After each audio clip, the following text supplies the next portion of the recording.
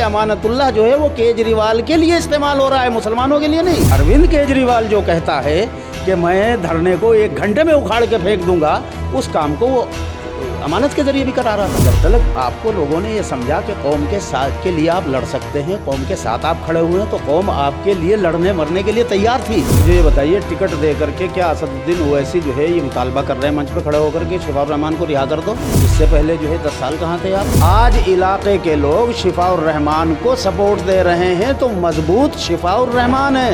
योगी आदित्यनाथ भी दंगाई है, अमित शाह भी दंगाई है, और भाई मैं भी दंगाई हूँ और तुम भी दंगाई हो। कौम के लिए लड़ने का फैसला ही नहीं किया, बल्कि लड़ गया, अपना कैरियर दांव पे लगा दिया, अपने बीवी बच्चों का कैरियर दांव पे लगा दिया, अपने कारोबार को जो है एसटीसी करा दी उसने। पब्लिक की जबान बोलेगी आपको कि झाड़ू को वोट देने का मतलब ये है कि बीजेपी को जिताना।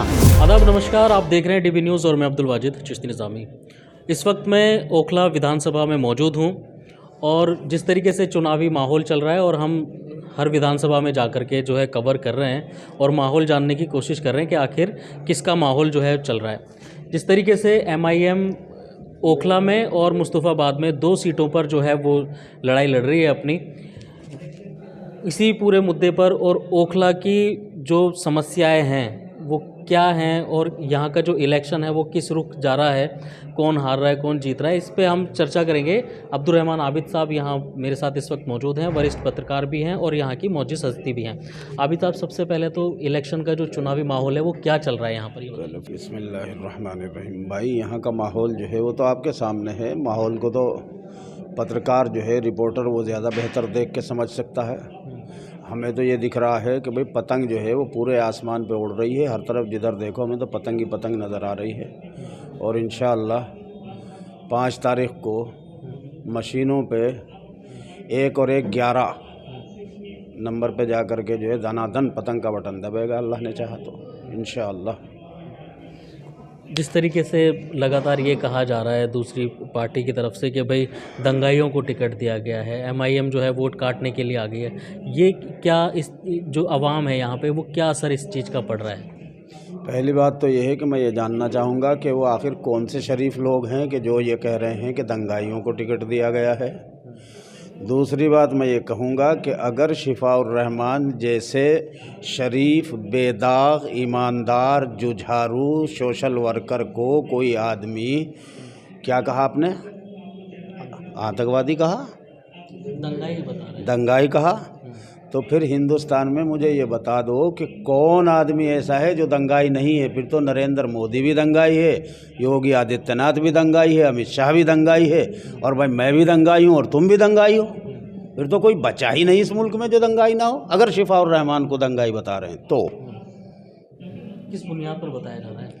अब वो बताएंगे ना जो लोग दंगाई कह रहे हैं।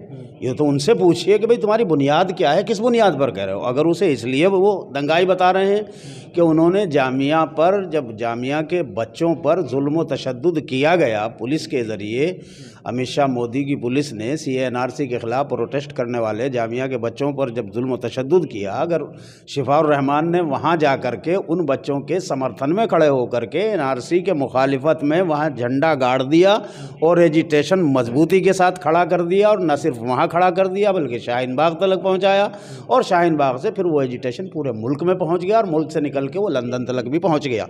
इंटरनेशनल एजिटेशन बन गया शाहीन बाग के नाम से।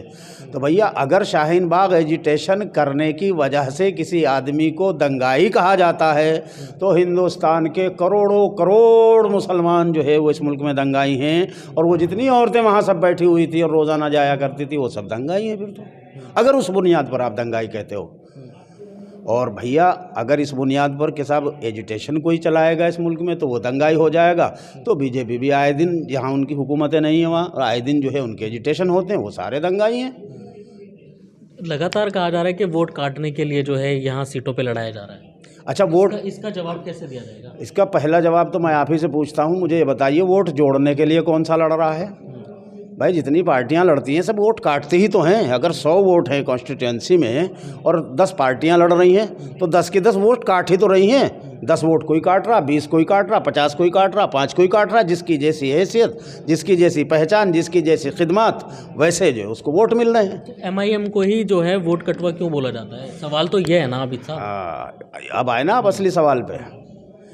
MIM को लोग, मुखालफत अगर है तो सिर्फ इसी की। MIM को लोग इसलिए वोट कटवा बोलते हैं कि MIM के टिकट पर, MIM के प्लेटफार्म से अगर कोई आदमी MLA बन जाता है या MP बन जाता है या काउंसलर भी बन जाता है तो वो किसी नाम निहाद सेकुलर या कमीने खसलत रखने वाले कम्युनल केजरीवाल जैसे लोगों का ग़ुलाम नहीं होता। और जब वो ग़ुलाम नहीं होगा तो वो हर मामले पर आज़ादी के साथ अपनी बात कहेगा। जहाँ जुल्म होगा जुल्म के ख़िलाफ़ आवाज़ उठाएगा, और अगर उसकी आवाज़ पर भी कोई नहीं मानेगा तो फिर वो जमहूरी तरीक़े से, संवैधानिक तरीक़े से लड़ाई को लड़ेगा। चूँकि उसके पास वो इंडिपेंडेंट है, किसी का ग़ुलाम नहीं है, उसके ऊपर किसी का प्रतिबंध नहीं है कि साहब उसे हाई कमान से इजाज़त लेना पड़े। यहाँ तो हाई कमान का सीधा सीधा ऑर्डर है कि भैया तुम जो है मज़लूमों के लिए हो, मज़लूमों के लिए लड़ने के लिए तुम्हारी सियासत है। वो मज़लूम मुसलमान हो, वो मज़लूम गैर मुस्लिम हो, दलित हो, सिख हो, ईसाई हो, पारसी हो, बौद्ध हो, कोई भी हो सकता है। और अगर ब्राह्मण भी मज़लूम है तो ब्राह्मण का भी वो साथ देगा। अब ओखला विधानसभा में पिछले 10 सालों से जो है आम आदमी पार्टी के विधायक हैं अमानतुल्लाह खान साहब, मजबूत कैंडिडेट हैं यहाँ पर, और मुस्लिम अक्सरियत वाला इलाका है पूरा ये, और वो दावे भी कर रहे हैं कि मैंने काम किया है, काफ़ी लोगों की मदद की है। ऐसे में शिफाउर रहमान जो है पहली बार इलेक्शन लड़ रहे हैं, कैसे सामना होगा उसका, और आवाम किस तरीके से इसको देख रही है, और आप क्या इस पे देखते हैं? अच्छा, मुझे ये बताइए, आपने कहा कि अब अमानतुल्लाह साहब जो है मजबूत कैंडिडेट हैं। भाई वो मजबूत कैंडिडेट कैसे हुए? पहला इलेक्शन जब उन्होंने लड़ा था तो 350 वोट मिले थे उन्हें। दूसरा इलेक्शन जब लड़ा तो 750 या कितने वोट मिले। कोई कहता है जी वो 3500 मिले। चलिए हमने 3500 भी मान लिए। रामविलास पासवान की पार्टी की झोंपड़ी लाए थे वो, उसमें वो लड़े। तो मुझे ये बता दीजिए वो कितने मजबूत कैंडिडेट थे। लेकिन आज तो मजबूत है ना। तो वो कैसे हुए? वो ऐसे हुए कि उनको इलाके के लोगों ने सपोर्ट दिया, और जब उनको सपोर्ट दिया तो वो मजबूत हो गए। आज इलाके के लोग शिफाउर रहमान को सपोर्ट दे रहे हैं तो मजबूत शिफाउर रहमान है। अगर कोई मंत्री भी सामने है, पिछले इलेक्शन में आपने देखा परवेज़ हाशमी जैसी शख्सियत जो 4 बार का MLA रहा हुआ, मंत्री रहा हुआ, लोग राज्यसभा का मेंबर रहा हुआ, वो जब खड़ा हुआ लोगों ने अमानतुल्लाह का साथ दे दिया। तो अमानतुल्लाह जो है 1,30,000 वोट लेकर के 72,000 की लीड से जो है वो मजबूत हो गया, और परवेज़ हाशमी 5,000 वोट लेके कमज़ोर हो गए। इतना बड़ा नेता जो नेशनल सेक्रेटरी भी रहा अपनी पार्टी में, कांग्रेस में। आम आदमी पार्टी तो ज़रा सी इतनी सी पार्टी है कि दिल्ली और पंजाब, कांग्रेस तो नेशनल पार्टी है, पूरे मुल्क में है। और उस वक्त तो 15-16 स्टेट में उनकी गवर्नमेंट भी थी, या 12 में थी जब वो पिछला इलेक्शन हुआ था। उसके बावजूद वो हार गया इसलिए कि कौम ने जो है अमानतुल्लाह के साथ दे दिया। आज कौम जो है अमानतुल्लाह के साथ नहीं है, और इसलिए नहीं है कि अमानतुल्लाह जो है वो केजरीवाल के लिए इस्तेमाल हो रहा है, मुसलमानों के लिए नहीं। अगर मुसलमानों के लिए अमानतुल्लाह इस्तेमाल होता तो यकीनन अमानतुल्लाह बहुत मजबूत कैंडिडेट होता। लेकिन पिछले 5 साल से पूरी तरह से केजरीवाल अपने सियासत के लिए अमानतुल्लाह को इस्तेमाल करता है। जब ज़रूरत पड़ती है कुमार विश्वास के ख़िलाफ़ उसे इस्तेमाल करता है, जब ज़रूरत पड़ती है तिवारी के ख़िलाफ़ उसे इस्तेमाल करता है। यानी एक तरह से उसने अमानतुल्लाह की छवि भी पॉलिटिकल क्रिमिनल की बना के रख दी है। और अमानतुल्लाह जो है पता नहीं किस अकल से सोचते हुए भैया कि उसे यही समझ में नहीं आ रहा कि तेरी इमेज इसने बर्बाद कर दी, तेरा कैरेक्टर इसने ख़राब कर दिया, तुझे शुरफा की लिस्ट से निकाल करके बदमाशों की लिस्ट में डाल दिया, तेरा कैरेक्टर ऐसा। उसके बावजूद भी जो है केजरीवाल का कलमा पढ़े चले जा रहे हैं। अरे इस वक्त यार बेहतरीन मौका था तुम्हारे पास कि भाई शिफाउर रहमान को केजरीवाल जी तुमने 5 साल से जेल में डाला हुआ है, मैं इलेक्शन नहीं लड़ता तुम्हारी पार्टी से, शिफाउर रहमान को बाहर निकालो, पहले मैं लड़ूंगा। शिफाउर रहमान को बाहर निकलवाते और उनके खिलाफ केस वापस दिलवाते गवर्नमेंट से, फिर उसके बाद जो है आप लड़ते। तो ऐसा कैसे हो सकता है आबिद साहब? इक़्तिदार की तो बात ही है सारी, ऐसा कैसे हो सकता है? तो अगर ऐसा नहीं हो सकता तो फिर उनको ये चाहिए था कि वो झाड़ू फेंक करके कौम के साथ खड़े होते, तो फिर वो कौम के सर का ताज बन जाता। क्योंकि अगर अमानत मना करते तो कोई तो फिर लड़ता ना। लड़ने दो, जो लड़ता उसी का जो है आप देखते क्या तमाशा बन जाता इलाके में, जो कि फिर जो है हीरो अमानत होता। फिर तो कोई भी, केजरीवाल भी अगर आगे लड़ लेता, सच बता रहा हूँ, उसको घिरनी बना देते लोग, घिरनी। घिरनी तो जानते हैं ना? अब हीरो नहीं है क्या अमानत? देख लो आपके सामने है। कुछ लोग तो इस डर के मारे सामने है कि यार कौन मुजोरी करेगा इन लोगों से जो साथ में घूम रहे हैं। कुछ लोग इसलिए हैं कि यार ऐसा ना हो वो जो कि सब 4-4 मंजिला बिल्डिंगों को कौन बचाएगा, कि यार ऐसा ना हो कहीं अगर जीत के आ गया तो फिर पता नहीं क्या बने। क्योंकि बिल्डर लोग जो हैं, बिल्डिंगों वाले लोग जो हैं, वो ज़बान के पीछे की ज़बान को समझते हुए हैं। तो बहुत सारे लोग इसलिए शक्ल दिखा रहे हैं। बहुत सारे वो हैं जिन्हें आप जानते हैं कि वो पेट से ही सोचते हैं। तो जो लोग पेट से सोचने वाले हैं भाई वो उधर हैं। अच्छा ये बताइए, आप जलसों में जा रहे हैं, लगातार जलसे हो रहे मैं हैं, जितनी तादाद जो है जलसों में आ रही है, भीड़ इकट्ठी है, हज़ारों की तादाद में जो है लोग सुनने के लिए आ रहे हैं। अब शिफाउर रहमान को जो है बेल भी मिल गई है, कस्टोडियन बेल, वो कैंपेनिंग भी कर रहे हैं। तो जो ये आवाम है क्या वोट में तब्दील हो पाएगी? होती नज़र आ रही है? आपके सवाल के जवाब से पहले मैं वो बात कहना चाहूँगा जो मैं कहना चाह रहा था। मैंने आज दिन में कई सारे यूट्यूब चैनलों की वीडियोस देखी बैठ करके। वो हैं जो पेट से सोचते हैं, पेट के लिए काम करते हैं। तो वो जा रहे हैं, कैमरा लगाया, वो माइक लिया, आपके मुंह के सामने लगा दिया। हाँ साहब ये बताइए यहाँ ओखला में जो है इतनी फला भी लड़ रहा है, शिफा भी लड़ रहा है, शिफा तो वोट काट रहा है। वो कह रहा है नहीं शिफा को ही वोट मिल रहा है ज़्यादा। वो कह रहा है नहीं झाड़ू वाला भी तो लड़ रहा है। कहने लगा हाँ वो लड़ रहा है वो, लेकिन लोग तो शिफा को चाह रहे हैं यहाँ पे।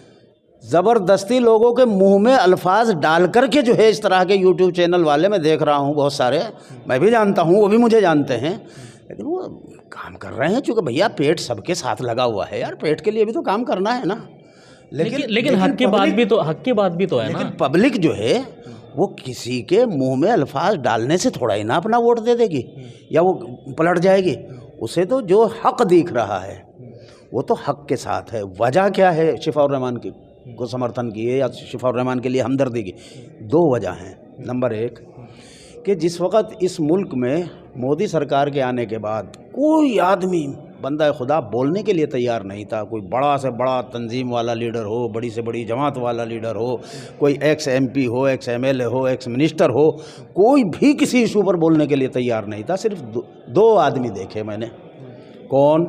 पार्लियामेंट के अंदर असदुद्दीन ओवैसी ने उस बिल को फाड़ के फेंका, और पार्लियामेंट के बाहर जामिया के गेट के सामने शिफाउर रहमान ने झंडा गाड़ दिया और वहीं पर धरना दे के बैठ गया। न सिर्फ खुद बैठ गया, अपने बीवी बच्चों को भी ले आया, अपने रिश्तेदारों को भी ले आया, अपने गांव के लोगों को भी ले आया, अपने दोस्तों को भी ले आया, फिर अपने इलाके को भी इकट्ठा कर लिया और इतना बड़ा धरना बना दिया कि जब जामिया वाले रोड पर जगह ना मिली कहीं पाँव रखने की, पब्लिक इस कदर आने लगी कि वहाँ से वहाँ तक तमाम BC लोग से स्कूल से आगे तक का वो भर गया। तो फिर एक दूसरा धरना शाहीन बाग में जा कर के लगाया लोगों ने, और वो धरना जब इतना फैल गया कि फिर वो पूरे मुल्क में शाहीन बाग हो गया। तो शिफाउर रहमान को लोग इसलिए चाहते हैं कि शिफाउर रहमान ने उस कर्फ्यू ज़दा दौर में, उस क्राइसिस के वक़्त में कौम के लिए लड़ने का फ़ैसला ही नहीं किया, बल्कि लड़ गया, अपना कैरियर दाव पे लगा दिया, अपने बीवी बच्चों का कैरियर दाव पे लगा दिया, अपने कारोबार को जो है एस्टेसी करा दी उसने। तो उसने तो बग़ैर किसी लालच के, बग़ैर किसी ओहदे के, बग़ैर किसी टिकट के, बग़ैर किसी पार्टी के, उसने तो अपने आप को दाव पे लगा करके कौम के लिए लड़ाई लड़ी है ना। कौम को ये भरोसा है, ये एतमाद है कि जो आदमी बग़ैर कुछ होते हुए भी, बग़ैर किसी उम्मीद के भी इतनी बड़ी लड़ाई लड़ सकता है, इतना हौसला दिखा सकता है, इतना जुझारू आदमी है, तो अगर हम उसको अपने इलाके का नुमाइंदा बना के भेजेंगे विधानसभा में तो वो हमारे हुकूक की लड़ाई भी लड़ेगा, और अगर कोई जुल्म करेगा तो उस जालिम के ख़िलाफ़ सीना सिपर होकर के खड़ा हो जाएगा। तो ये दावा तो अमानतुल्लाह भी कर रहे हैं कि मैंने अपनी पूरी ज़िंदगी बर्बाद कर दी, 43-45 कुछ मुकदमे वो बता रहे हैं कि मैं झेल रहा हूँ, मैंने बच्चों की ज़िंदगी ख़राब कर ली अपनी।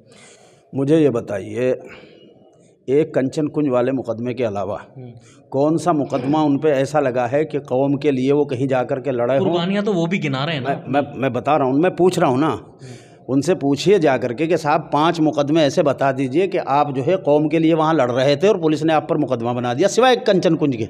और कंचन कुंज में भी ठीक है, उसमें कौम का भी मफाद रहा होगा, लेकिन आपका अपना, आपके दोस्तों का, आपके किसी का कुछ ना कुछ, वो भी सब चीज़ें जो है अंडरस्टूड, अंडरलाइन समझ लीजिए, वो सब आप समझते हो उस चीज़ को। तो मुझे ये बताइए कि भाई कौन सा ऐसा काम आपने किया है जिसकी वजह से आप वहाँ कौम के लिए लड़ रहे थे? क्या CA NRC का प्रोटेस्ट करने की वजह से जो तुम्हारे ऊपर मुकदमा लगा दिया? क्या कहीं बुलडोज़र किसी का मुरादी रोड पे जब लोगों के फ्लैट टूट रहे थे, आप वहाँ जाकर के जो है लड़ गए थे कि भाई मैं टूटने नहीं दूंगा, उन्होंने इसलिए मुकदमा लगा दिया? क्या जाकिर नगर में जब फ्लैट टूट रहे थे आप वहाँ जाके लड़ गए थे, वहाँ जाके उनके सामने रुकावट बन के खड़े हो गए थे, इसलिए उन्होंने आप पर मुकदमा लगा दिया? क्या जब जमुना की तरफ या तूबा कॉलोनी में जब डिमोलिशन हो रहा था, क्या आप उस वक्त जो है वहाँ जाके उनसे लड़ गए थे, इसलिए आप पर मुकदमा लगा दिया? तो कौम के लिए कौन सा मुकदमा लगा है, ज़रा उसका भी तो बता देना, कौन सी कुर्बानी है भाई? अगर आपके मुकदमे जो है अपने हैं या कोई और चीज़ है, कुछ मुकदमे ऐसे ज़रूर हैं कि जो पॉलिटिकल कह लीजिए कि उसकी वजह से कुछ लोगों ने लगाए।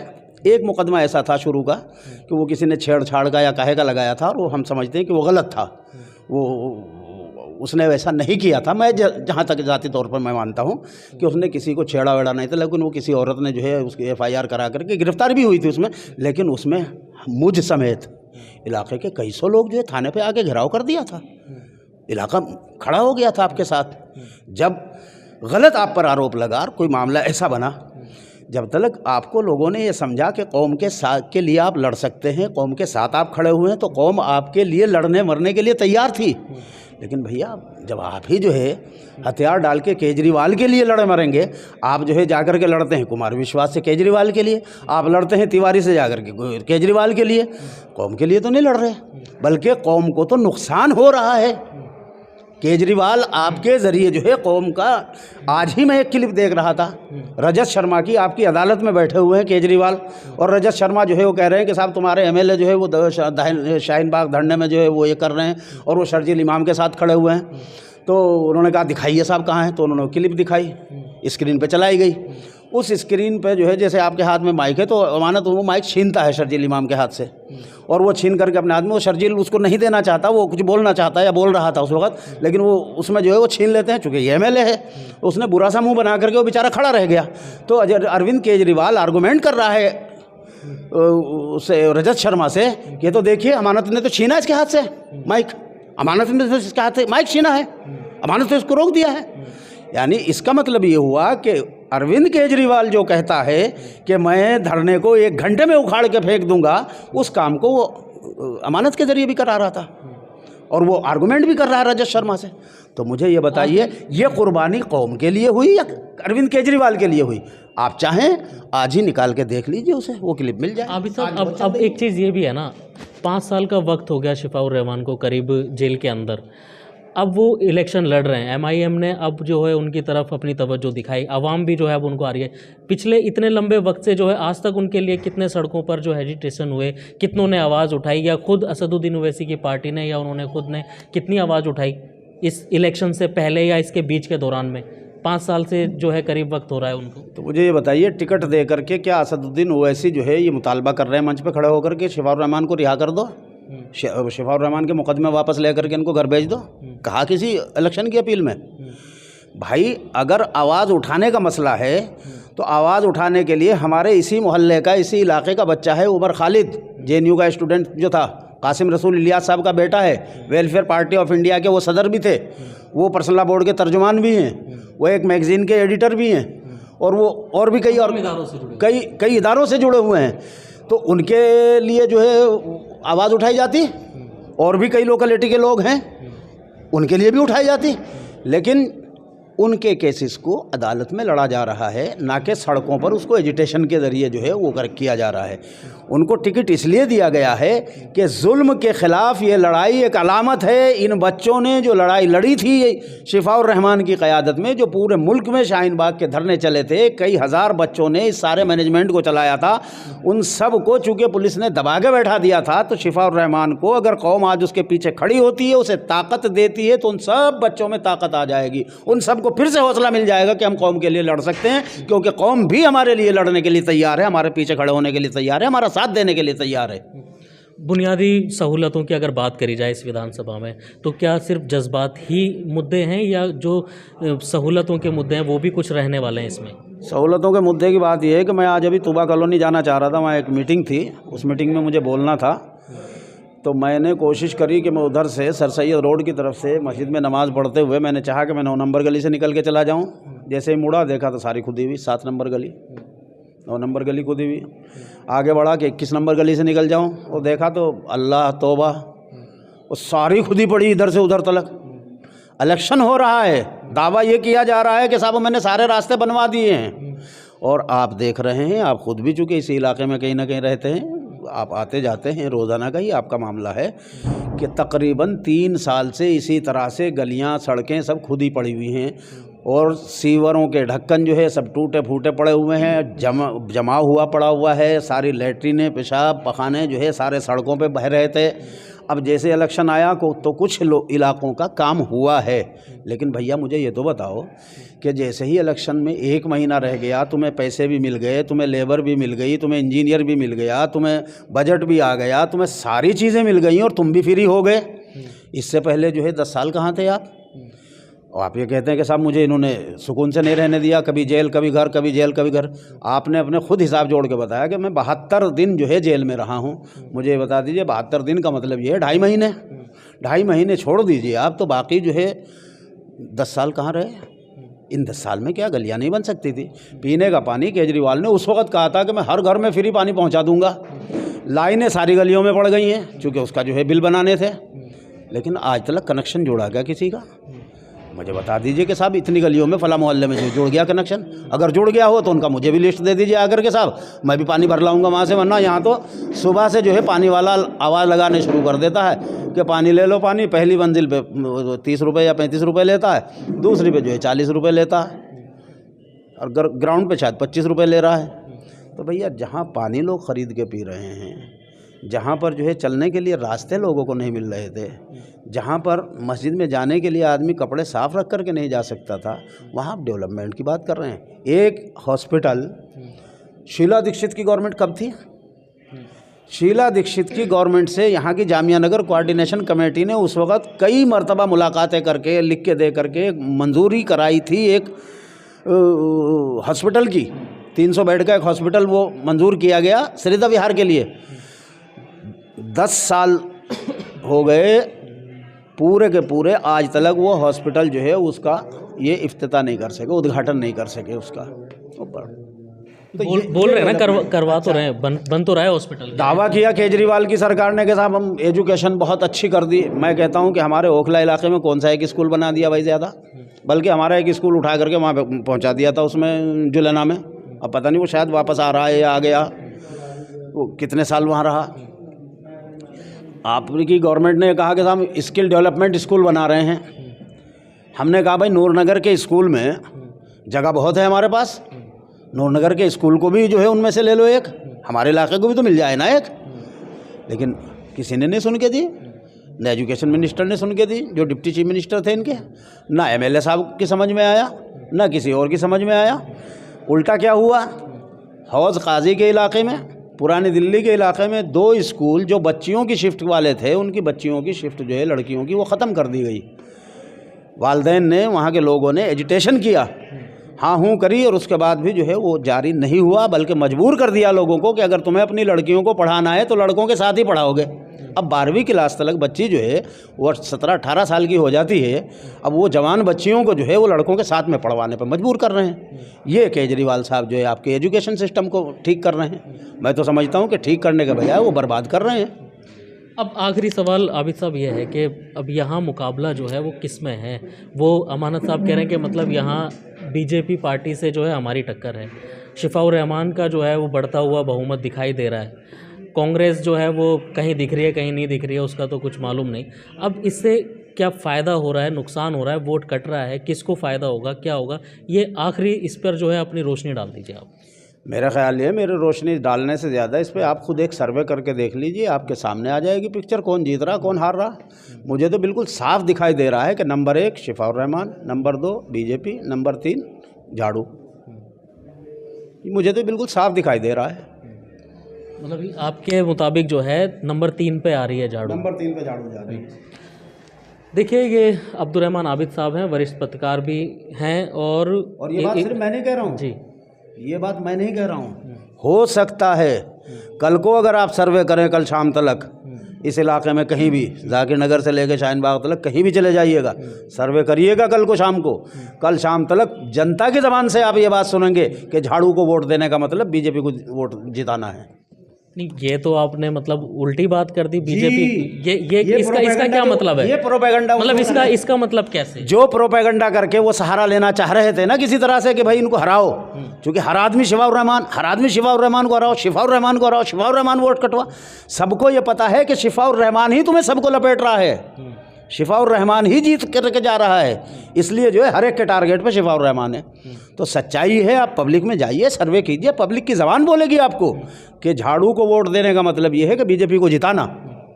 देखिए, लगातार हम देख भी रहे हैं और ख़ासकर हम मुस्तफ़ाबाद विधानसभा भी कवर कर रहे हैं। वहाँ पे भी एमआईएम पार्टी का जो है बढ़ता हुआ ग्राफ दिख रहा है। ताहिर हुसैन का जो है वहाँ भारी तादाद में लोग समर्थन कर रहे हैं और उसी तरीके से जो है ओखला की आवाम जो है यहाँ पर वो भी शिफाउर रहमान को अपना समर्थन देती हुई नज़र आ रही है। और जिस तरीके से मुद्दों की बातें होती हैं, बुनियादी सहूलतों की बातें होती हैं, तो उसके साथ में यहाँ एक जज्बातों के साथ भी जो है ये पूरा इलेक्शन लड़ा जा रहा है और इसको देखा जा रहा है। लेकिन अब चुनावी दावे हैं, सब लोग दानिश्वर जो हैं और तमाम आवाम जो है वो अपनी अपनी राय जो है वो पेश कर रही है, बता रही है। लेकिन अब ये तो आने वाले वक्त में ही पता चलेगा कि कौन आखिर यहाँ से जो है जीत का सेहरा बांध करके आता है।